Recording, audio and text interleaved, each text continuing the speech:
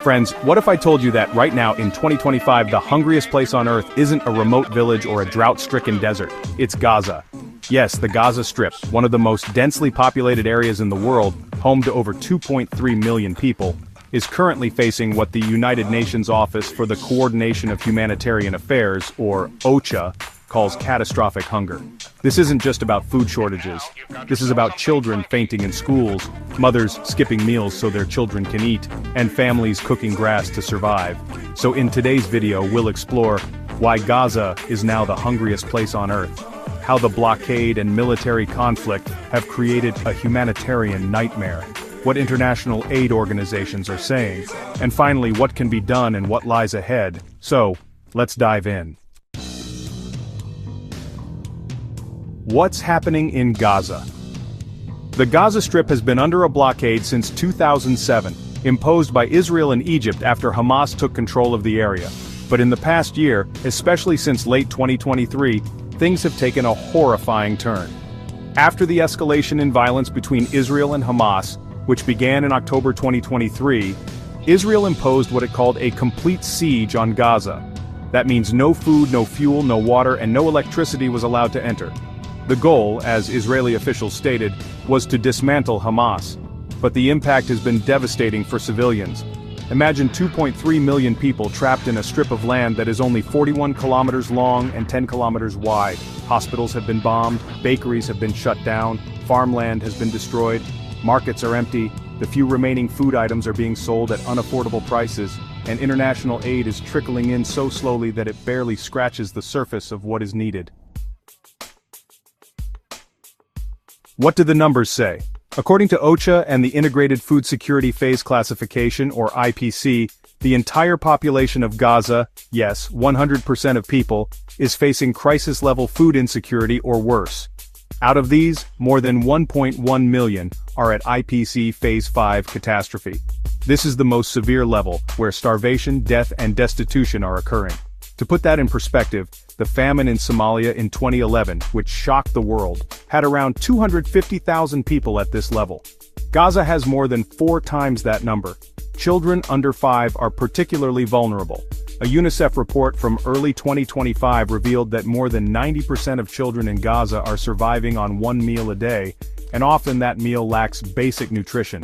Many are eating only bread and tea, if that. The role of the blockade and conflict.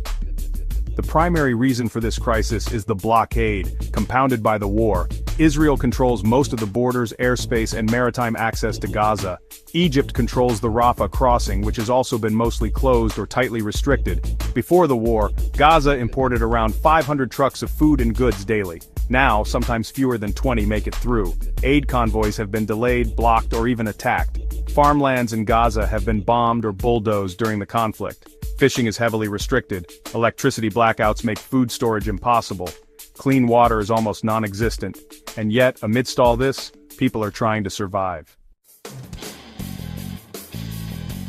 Voices from the ground. Let me share some voices from the people living through this. Fatima, a mother of 3 in Khan Yunis, told reporters, "I haven't eaten a full meal in 3 weeks. I give everything to my children. Sometimes I boil water with herbs and pretend it's soup." Mohammed, a 12-year-old, said, "I feel dizzy all the time. My stomach hurts, but we have no food. My dad went out to look for bread yesterday. He hasn't come back." These are not isolated cases. These are representative of a population on the edge of famine. Pause here. If you find this information important, please hit the subscribe button. It helps us spread awareness about global crises that often don't get enough attention. The international community has responded with calls for a humanitarian ceasefire and increased aid. But these efforts have run into roadblocks. The US, EU, and other major players have pledged aid packages, but most of the promised assistance is stuck due to logistical challenges or political conditions.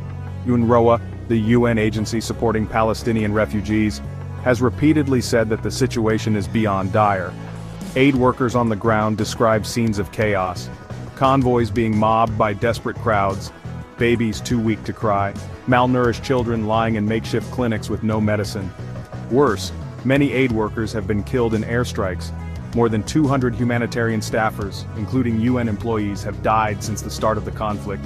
making it one of the deadliest zones for aid workers in recent history. There's a fundamental political challenge. While the humanitarian need is clear, there's immense geopolitical tension. Israel cites security concerns. Western allies fear strengthening Hamas. Arab countries are divided on how to respond. In the middle of this, ordinary people are dying. Moreover, social media is flooded with disinformation.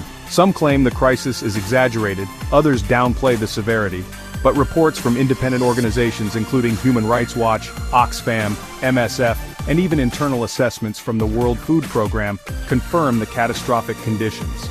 So why aren't we seeing more global outrage? Why aren't more governments acting with urgency?